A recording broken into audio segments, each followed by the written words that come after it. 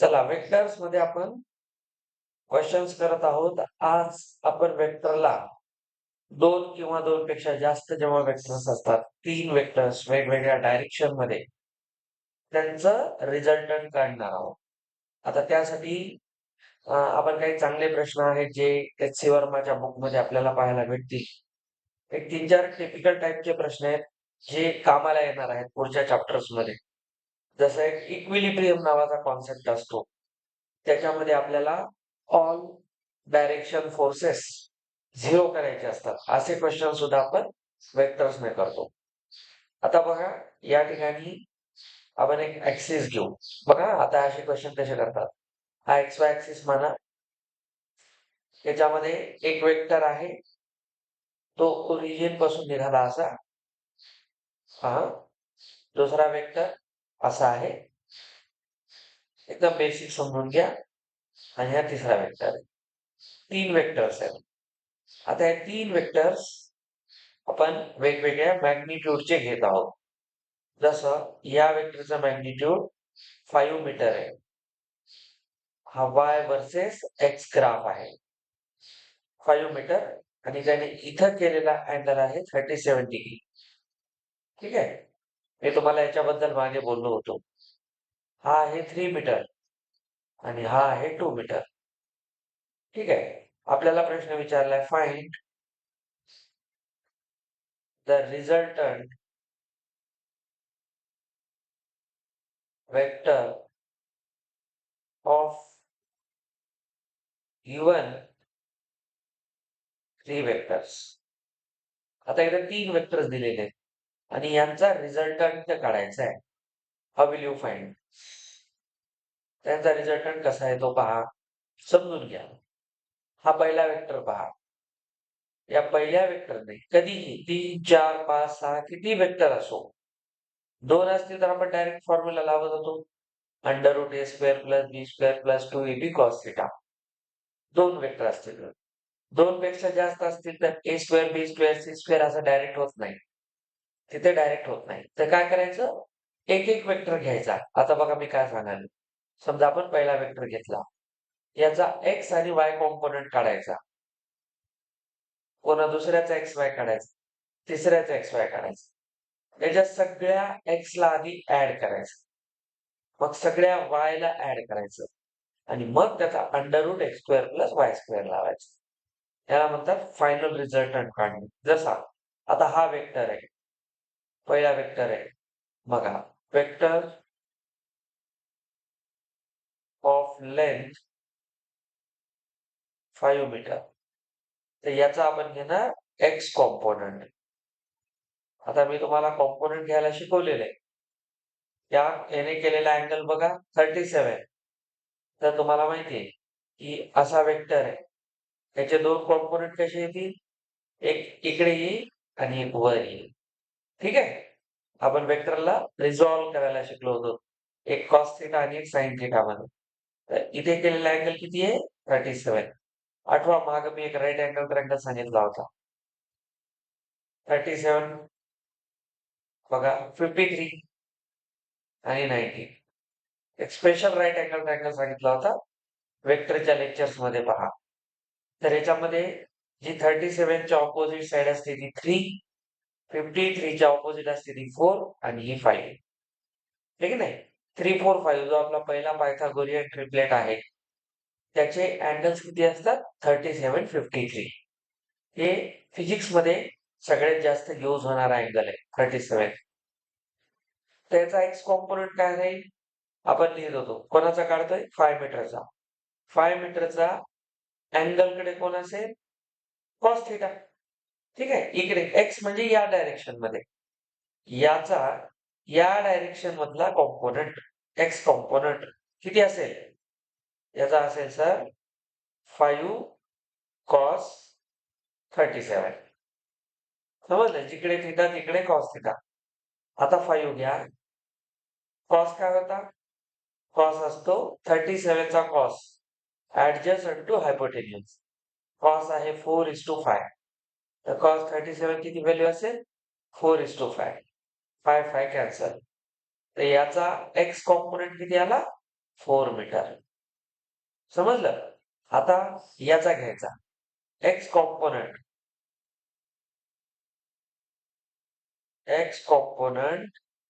Of 3 metre. 3 metre म्हणजे हा.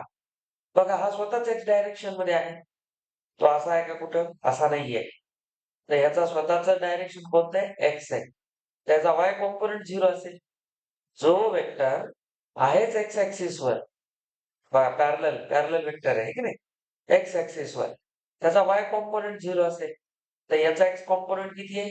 As it is जेवढा आहे तेवढाच, 3 मीटर जो आहे तोच. आता सांगा याचा एक्स कॉम्पोनंट किती असेल? 2 मीटरचा एक्स कॉम्पोनंट 0 असेल. तो वेक्टरच वाय डायरेक्शन मध्ये आहे. लोक जागा ठेवून समजून घ्या. हा वेक्टर कोणत्या डायरेक्शनचा आहे? वाय. एक्स मध्ये आहे का हा? नाही. ऑब्लिक जेव्हा असतो तेव्हा तुम्ही स्प्लिट कराल ना. आता हा ऑब्लिक नाही, हा पण ऑब्लिक नाही. हा एक्स मध्ये आहे. जो एक्स मध्ये असेल त्याचा वाय 0. हा वाय मध्ये आहे त्याचा एक्स 0. असं लक्षात ठेवायचं.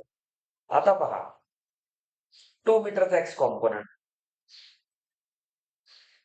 कॉम्पोनंट ऑफ 2 मीटर, तो किती असेल? 0 मीटर. कारण एक्स मध्ये नाहीच आहे, हा वाय मध्ये आहे. आता तिघांचे एक्स एक्स आले. ठीक आहे. आता आपण काय करणार? तिघांचे एक्स काढायचे. मग फायनल. सो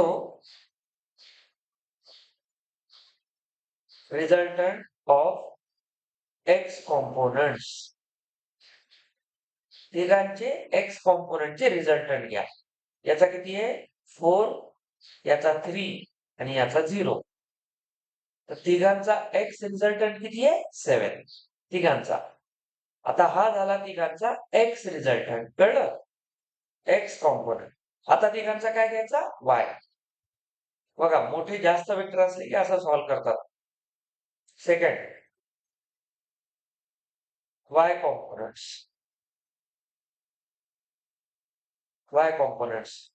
बघा याचा वाय किती आहे?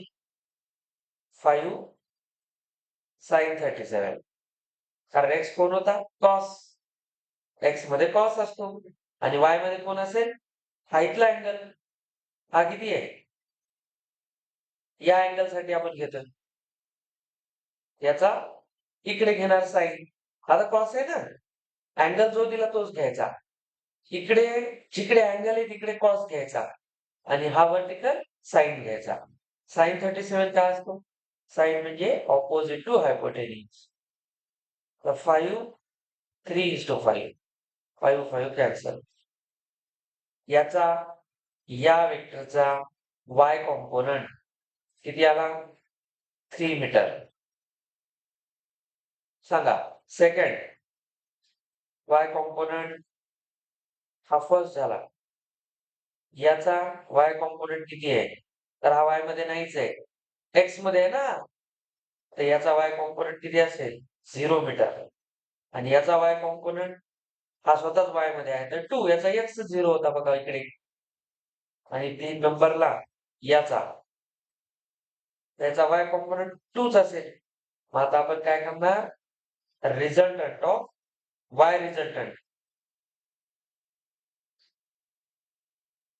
तिघांचा वाय रिझल्टंट. याचा 3, याचा 0 आणि याचा 2 किती आला? 5 मीटर. समजलं? आता आपल्याला काढायचा फायनल रिझल्टंट.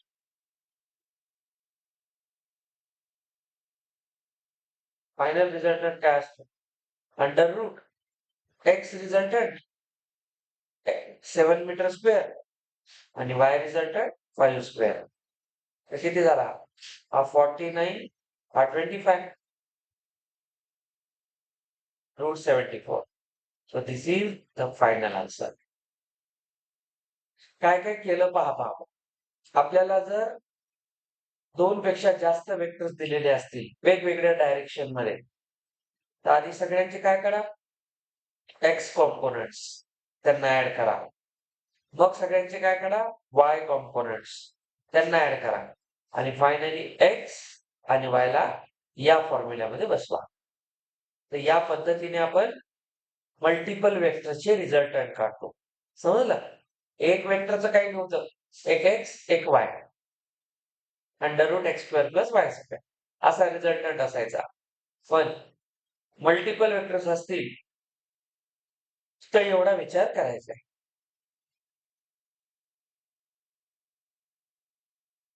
चला. आता एक खास प्रश्न.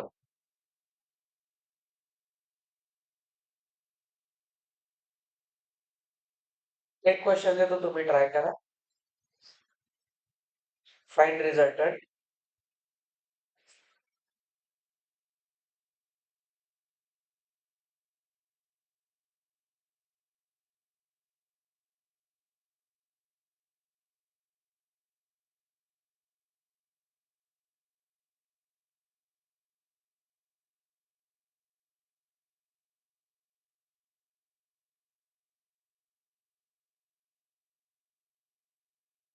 याने केलेला अँगल 30 डिग्री. याने इथे केलेला अँगल 60 डिग्री. चला, हा घ्या 5 मीटर, 4 मीटर, 3 मीटर. फर्स्ट पहा, आपण आता अगोदर घेऊया सगळ्यांचे एक्स कॉम्पोनंट्स. लक्ष द्या, सोपं असतं. पहिला 5 मीटरचा एक्स कॉम्पोनंट काय आहे? 5 cos 30. जिकडे थीटा तिकडे cos ला. cos 30 असतो sin 60 ला इक्वल. sin 60 म्हणजे √3/2. ठीक आहे? तर हा झाला 5√3/2. याचा एक्स कॉम्पोनंट. दुसऱ्याचा एक्स कॉम्पोनंट 4 cos 60. cos 60 असतो 1/2. तर हा येईल 2. समजलं? आणि हा तिसऱ्याचा एक्स कॉम्पोनंट डायरेक्ट 3च येणार, कारण ते ऑलरेडीच एक्स मध्ये आहे. तर इथे एक्स कॉम्पोनंट चा रिझल्टंट 5√3/2 + 2 + 3. तर 5√3/2 + 5. सध्या याला असंच ठेवा, काही अडचण नाही. आता घ्या वाय कॉम्पोनंट्स. वाय कॉम्पोनंट्स पहिल्याचा 5 sin 30. वाय म्हणजे वर्टिकल घ्यायचा आहे. sin 30 half. हा 5/2 मीटर. दुसऱ्याचा 4 sin 60. sin 60 असतो √3/2. त्याला डिवाइड केलं 2√3. आणि थर्ड 0 मीटर. याचा वाय कॉम्पोनंट तर 0 येईल. मग total resultant of Y components 5/2 + 2√3. ठीक आहे? हा आला दुसऱ्याचा फायनल रिझल्टंट. काय असतो? √x² + y². हा x² प्लस हा y².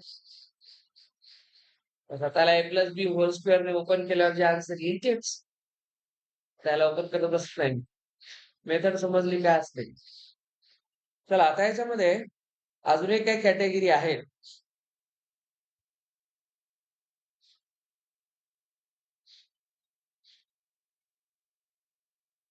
हा, आता लक्ष द्या.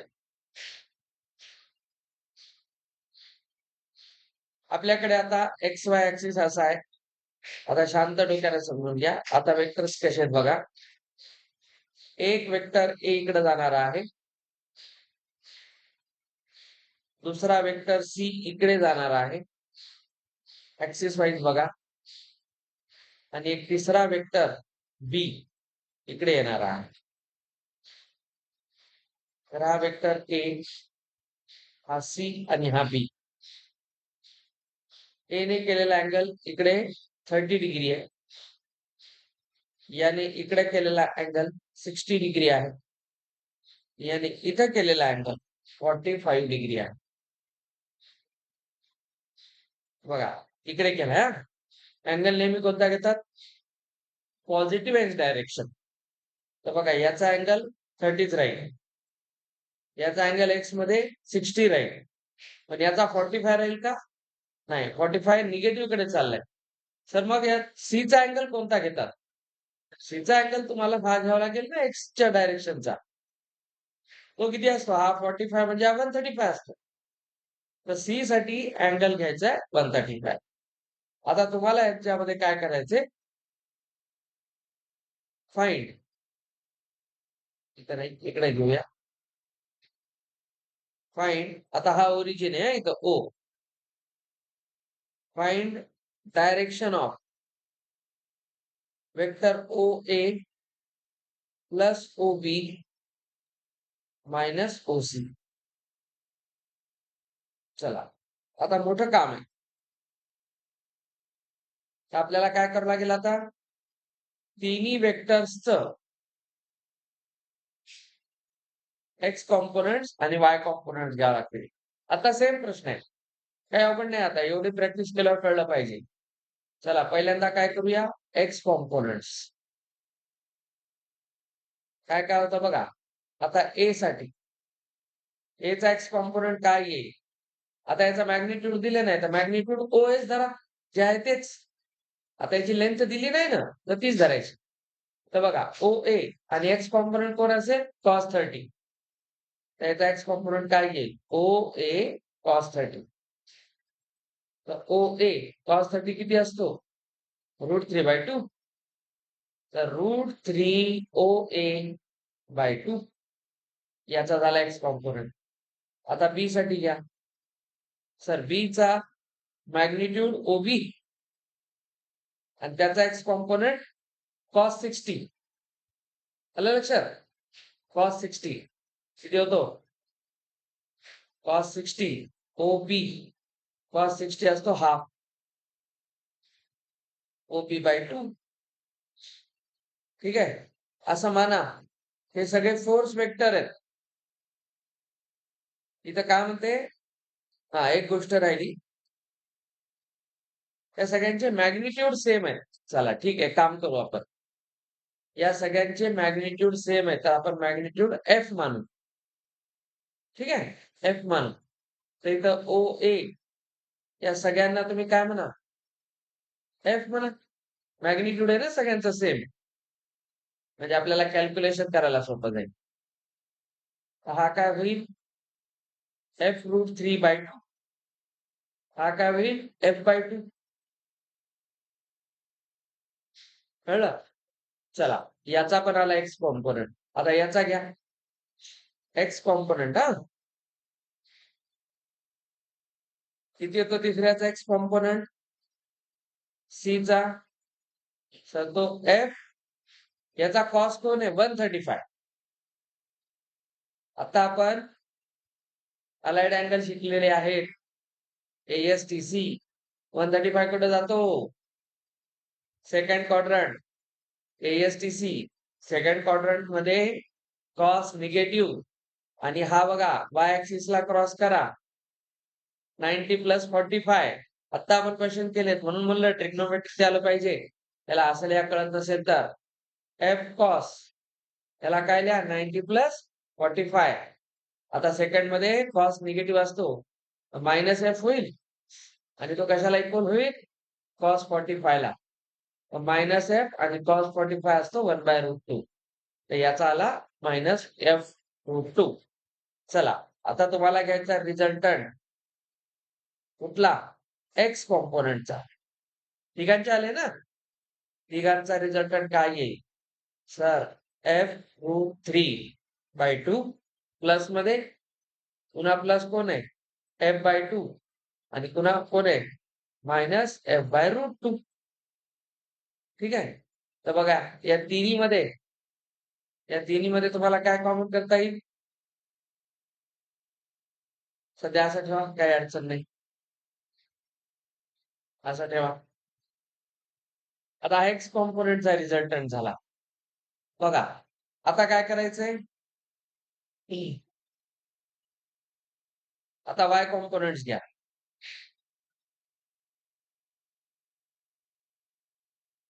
Y components.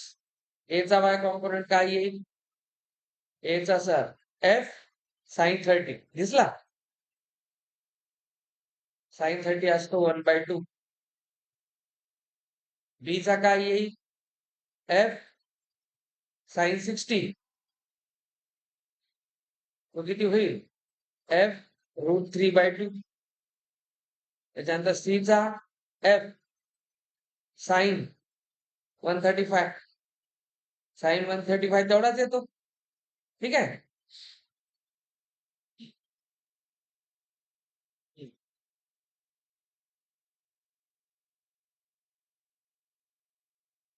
काय त्याला गोंधळ येतो.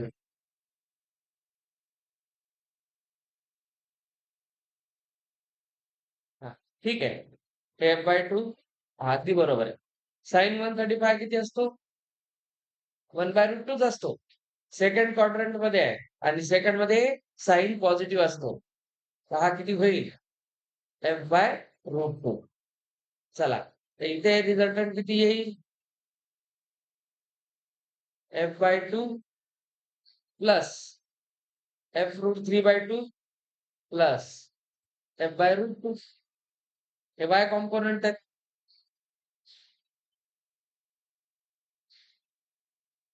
आता तुम्ही सध्या कॉम्पोनंट काढले तरी चालेल.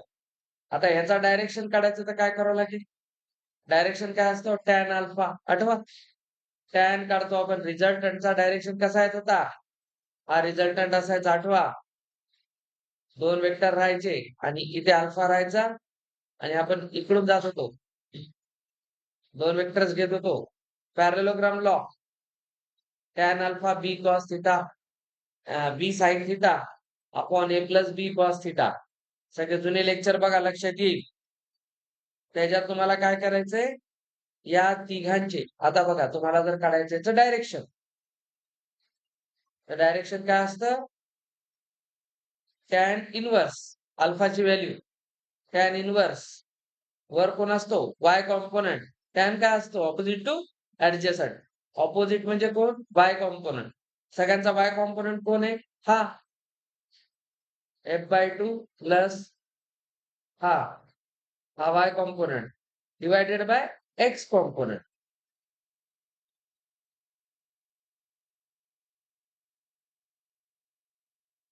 दिस इज द डायरेक्शन. समजलं? तर या पद्धतीने आपण वेक्टर्सला रिझॉल्व्ह करतो. वेक्टरचे सगळे कॉम्पोनंट्स काढतो. कोणत्याही वेक्टरला सॉल्व्ह करण्याची ही मेथड आहे. आता आपल्याला एक प्रश्न अशा टाईपचा पण येतो. आता रिझॉल्विंग समजलं. आता जेव्हा आपण पुढे चालू फोर्स चॅप्टर सुरू करू, त्याच्यामध्ये आपण इक्विलिब्रियम पाहू, तेव्हा मी तुम्हाला याच वेक्टरची सम 0 असते हे सांगेन आणि मग त्याला 0ला सेट करून सॉल्व्ह करायचं असतं. आता पहा, if magnitude of vector a plus vector b is equal to magnitude of vector a minus vector b. आपल्याला क्वेश्चन दिलेला आहे, prove that vector a is perpendicular to vector b. आता दोन वेक्टर परपेंडिक्युलर असतात, त्याचा अर्थ काय होता? आठवा, दोघांमधला अँगल 90. आय कॅप जे कॅप आठवा, दोघांचा अँगल 90 म्हणजे यांचा cos 90 बनतो. Dot product 0. ठीक आहे, cos 90 0 असतो. आजपासून लक्षात ठेवायचं. हिंट तुम्हाला काय दाखवायचंय? If A is perpendicular to B, then we show A and B dot product is 0. आता हे दाखवायचं आपल्याला. चला, पहिल्यांदा काय म्हणतो? A प्लस B चा मॅग्निट्यूड काढा. कोणत्याही वेक्टरचा मॅग्निट्यूड काय असतो? कोणत्याही वेक्टरचा मॅग्निट्यूड काय आहे?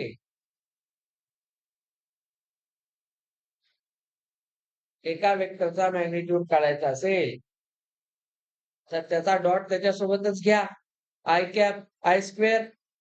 तसा तर इथं तुम्ही काय करा बघा, magnitude of A plus B is vector A plus B dot vector A plus B. आता हे काय करत होतो? डॉट प्रोडक्ट आठवते? A into A square. इथे प्लस 2a डॉट बी आणि plus B into B B square. हा झाला तुमचा याचा. आता वेक्टर ए मायनस बी, तर A minus B dot A minus B dot घेऊनच करा. इथे ए स्क्वेअर येईल, इथे मायनस 2a डॉट बी येईल आणि इथे प्लस बी स्क्वेअर येईल. आपल्याला म्हणले दोन्ही इक्वल आहे. But vector A plus B is equal to vector A minus B. याचा अर्थ A square plus 2a dot B plus B square is equal to A square minus 2a dot B plus B square. हे दोन्ही equal होतील. तर A square दोन्हीकडून cancel, B square दोन्हीकडून cancel. तर उरला कोण? 2ab minus 2ab. याला इकडे घेऊन या. हा प्लस होईल. हे दोन्ही प्लस होतील. इक्वल काय राहिला? 0. तर हा किती झाला? 4a डॉट बी 0. हा 4 इकडे डिवाइड होईल. तर ए डॉट बी काय होईल? 0/4. तर बघा ए डॉट बी किती आला? 0. मी आता सांगितलं जर ए डॉट बी 0 असेल तर वेक्टर एकमेकांसोबत परपेंडिक्युलर असतात. याचा अर्थ vector A is perpendicular to B. हे एक प्रूफ आहे. आणि इथे रिझल्ट लक्षात ठेवायचा. काय रिझल्ट लक्षात ठेवायचा? If two vectors are perpendicular. पुढे कामाला येईल ना, नेहमी नेहमी प्रूव्ह करायची गरज नाही. Then their dot product is 0. हा रिझल्ट म्हणून लक्षात ठेवा, कामाला येईल. असा क्वेश्चन करतो आपण. चला एक प्रश्न. आपल्याकडे एक वेक्टर आहे A 2i cap plus 3j cap plus 4k cap. दुसरा वेक्टर आहे B 4i cap plus 3j cap plus 2k cap. आपल्याला विचारले find angle between A and B. दोन वेक्टरचा अँगल कसा काढत होतो आपण? काहीच रिव्हिजन नाहीये. अँगल दोन वेक्टरचा प्रोडक्ट कसं लिहित होतो? Dot product. पहिल्याचा मॅग्निट्यूड दुसऱ्याचा मॅग्निट्यूड कॉस थिटा. आहे का काही लक्षात? डॉट प्रोडक्ट काय राहायचं? AB cos theta. आणि क्रॉस प्रोडक्ट काय राहायचं? AB sine theta. तर कॉस थिटा काय येतं? Vector A dot B upon A B. हेच होतं की नाही? आणि अँगल काय असायचा मग? Cos inverse A dot B upon A B. खाली दोन मॅग्निट्यूड आहेत. तर आता मॅग्निट्यूड काढा मग डॉट काढा. दोनचं डॉट काय होतं आठवा? A1 A2 plus B1 B2 plus C1 C2. Dot मध्ये आपण करून पाहिलं होतं एक लांब लचक. त्यामध्ये कॅन्सल होऊ लागले. 90 वाले सगळे 0 होतात. आय स्क्वेअर कॉस 0 1 सगळं तेच आहे. हे रिझल्टंट आहे. आता आपल्याला ए डॉट बी काढायचंय. पहिल्यांदा ए डॉट बी काढूया. ए डॉट बी काय असतो? A1 A2 B1 B2 direct result होता. C1 C2. चला याचा A1 2 आहे, A2 4 आहे. A1 A2 किती येतो? 8. आणि हा स्केलर आहे. याच्यामध्ये आय जे के येत नाही. डॉट प्रोडक्ट हा स्केलर प्रोडक्ट असतो. आता B1 3 आहे, B2 पण 3 आहे. 9 4 आणि 2 परत 8. त्यांचं डॉट प्रोडक्ट किती आलं? 25. ठीक आहे. हे डॉट प्रोडक्ट आलं स्केलर. आता ए आणि बी चं मॅग्निट्यूड. ए चं magnitude sir under root A square plus B square plus C square किती येते? 29. याचं सर याचंही ए square plus B square plus C square हे पण √29. संपला प्रश्न. तर अँगल काय असतो? Cos inverse. वर डॉट घ्या, किती आहे? 25. आणि खाली ए चं मॅग्निट्यूड, बी चं मॅग्निट्यूड. तर फायनल आन्सर काय येईल? कॉस इन्व्हर्स वर 25 आणि √29 चा स्क्वेअर 29. तर दोघांमधला अँगल किती असेल? Cos inverse 25/29. हे सगळं आलं पाहिजे. एक एक गोष्ट तुम्ही बघा किती दिवस झाले वेक्टर सुरू आहे. बारीक बारीक गोष्टी आहेत चालू. गडबड नाही करायची क्वेश्चन सोडवताना.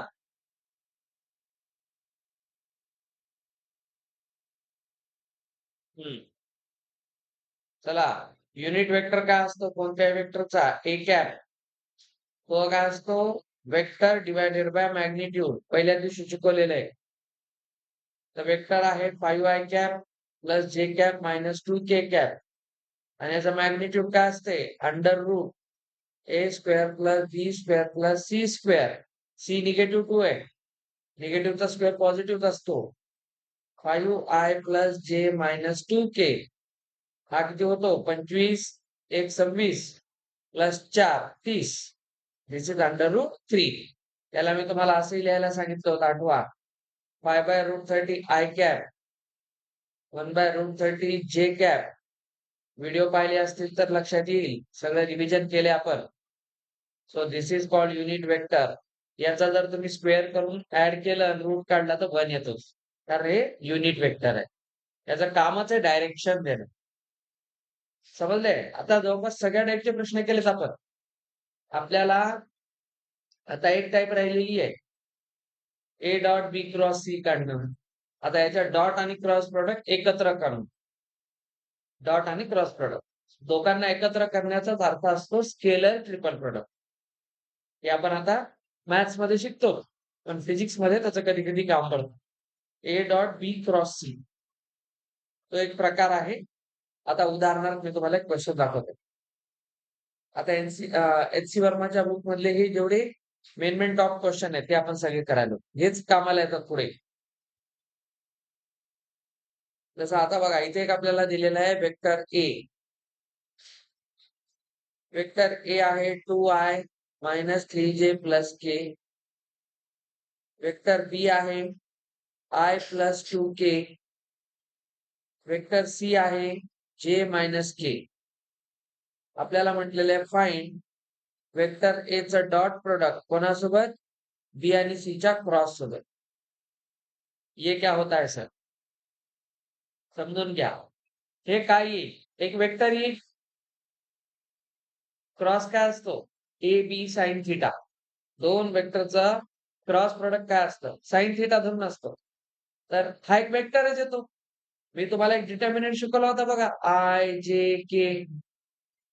आणि आपण क्रॉस एकाला लपून करत होतो.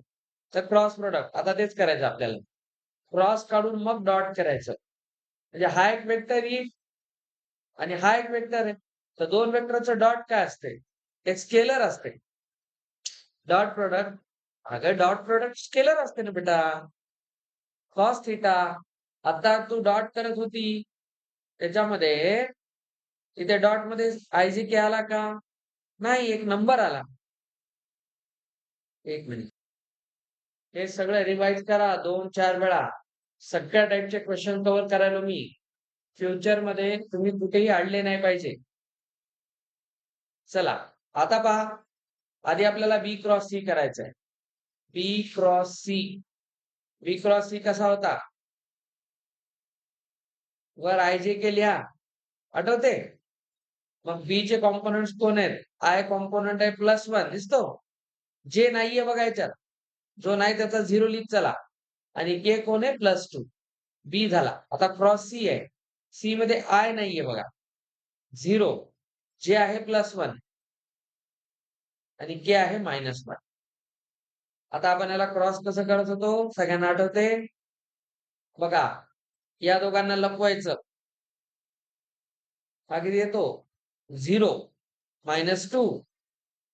इथे लिहितात आय. पहिला प्लस दुसरा मायनस. मायनस जे आणि प्लस के. आठवते? आता जे साठी काय करतात?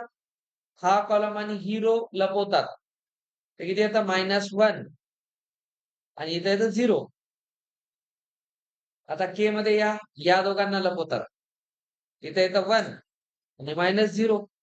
तर किती झाला हा? -2 i कॅप. इथे किती झाला? Minus minus plus J cap आणि हा झाला प्लस के कॅप. तर हा आला बी क्रॉस सी. बघा एक वेक्टर आला की नाही? 2 वेक्टरचा क्रॉस एक वेक्टर असतं. चला हा झाला वेक्टर. आता हा पार्ट आला आपला बी क्रॉस सी आला. आता आपल्याला काय काढायचंय? A dot b cross c. तर वेक्टर ए कोण आहे? हा आहे. म्हणजे 2i मायनस 3j प्लस के. याचा डॉट कोणासोबत घ्यायचा? बी क्रॉस सी सोबत. बी क्रॉस सी इथे किती आहे? -2i प्लस जे प्लस के. आता 2 डॉट कसे होते? A1 A2 B1 B2 C1 C2. तर बघा A1 A2 किती झाला? -4. B1 B2 किती झाला? -3. C1 C2 झाला +1. तर हा झाला -7 + 1 -6. समजलं? -6. तर या पद्धतीने हां, आता -4 -4 -3 बरोबर आहे. इथे किती होता? हां, ठीक आहे. आपण केलेलं तसं आहे. तर याचा डॉट आला -6. आता समजून घ्या मी काय सांगालो. हा कन्सेप्ट आपण 12वी ला मॅथ्समध्ये शिकतो. Vectors and 3D जॉमेट्रीमध्ये. पण याचं एक नाव आहे. हे आता जनरली फिजिक्समध्ये सांगत नाही. मॅथ्सचे टीचर सांगतात. एक गोष्ट लक्षात ठेवा. एका वेक्टरला जेव्हा दुसऱ्या 2 वेक्टरच्या क्रॉस सोबत डॉट घेतात. ठीक आहे? आपण आता तेच केलेलं आहे. दोघांचा क्रॉस घेतला आणि पहिल्यासोबत डॉट केला. तर याचं आन्सर नेहमी काय येतं? हे स्केलर येतं. बघा स्केलर आला. एक नंबर आला. -6. याला म्हणतात म्हणा स्केलर ट्रिपल प्रॉडक्ट. या कॉन्सेप्टचं नाव काय? Scalar triple product. हा कुठे यूज करतात माहिती तुम्हाला? याचा ऍक्च्युअल ऍप्लिकेशन आहे पॅरलेलो पाईप आणि टेट्राहेड्रॉन यांचा व्हॉल्यूम काढण्यासाठी. पॅरलेलो पाईप काय असतो? तुम्ही क्युबॉइड पाहिला होता ना? क्युबॉइड कसा असतो सगळ्यांना माहिती आहे. बघा, लक्ष द्या. हा क्युबॉइड असतो. हे नाही. आता आपण जर या क्युबॉइडच्या ज्या साइड्स पाहिल्या तर रेक्टँग्युलर आहेत सगळे. रेक्टँगल फेसेस असतात. पण जर आपण यांचे फेस काय केले? रेक्टँग्युलर नाही ठेवले. यांना आपण काय केलं बघा. याला आपण ॲज हे घेतलं. जसं इथे या. आपण एक पॅरलेलोग्राम बनवलं. 3D मध्ये. Like this. हा एक पॅरलेलोग्राम आपल्याला बनवायचा आहे. एक मिनिट.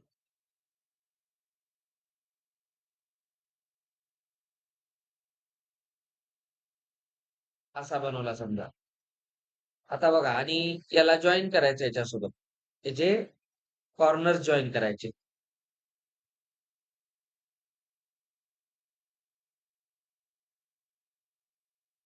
हा आणि हा काय फरक आहे दोघात?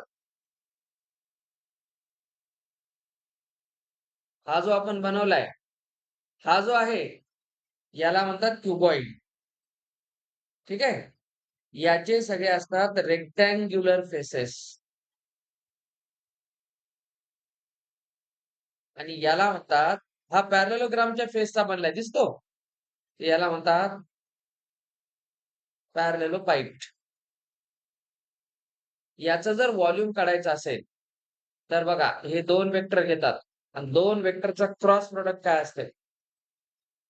एक रेक्टँग्युलर वेक्टर असतो. बघा ए क्रॉस बी आपण काढत होतो. आपण असं एक परवा काम केलं बघा. एक असा प्लेन घेतला होता. एक असा वेक्टर आणि एक असा वेक्टर ठेवला होता. त्याचा रिझल्टंट वर गेला होता. तर हा तोच आहे. बघा, एक खाली आलेला आहे एक तुम्ही एक असा घ्या.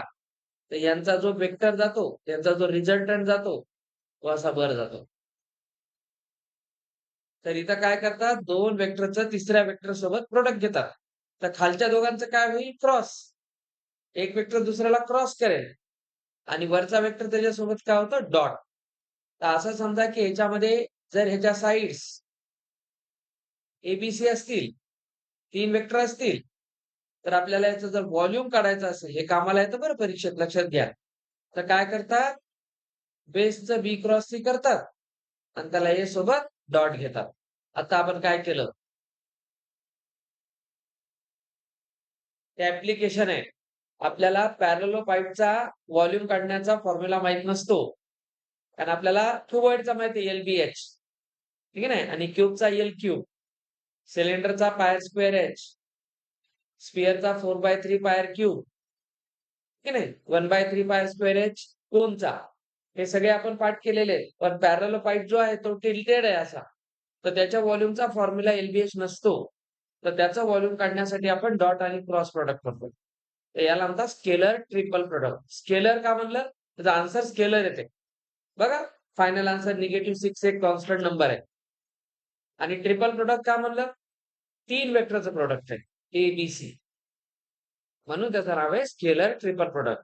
तर स्केलर ट्रिपल प्रॉडक्टचा जो ॲप्लिकेशन आहे, तो असतो व्हॉल्यूम ऑफ पॅरालेलोपाईप काढणं. समजलं? तर अशा प्रकारे आपण हे ॲप्लिकेशन म्हणून शिकत असतो. तर volume of parallelepiped is actually scalar triple product. ठीक आहे? आता सिद्धी त्यांना हा पार्ट सुरू होणार आहे. या महिन्याच्या शेवटी. त्या झाला आता लास्ट टॉपिक आहे. जे मॅथ खतम होत आहे त्यांचं. आता कोऑर्डिनेट जॉमेट्री चालू आहे त्यांचं. कॅल्क्युलस पूर्ण संपलं. 11 चॅप्टर मोठे.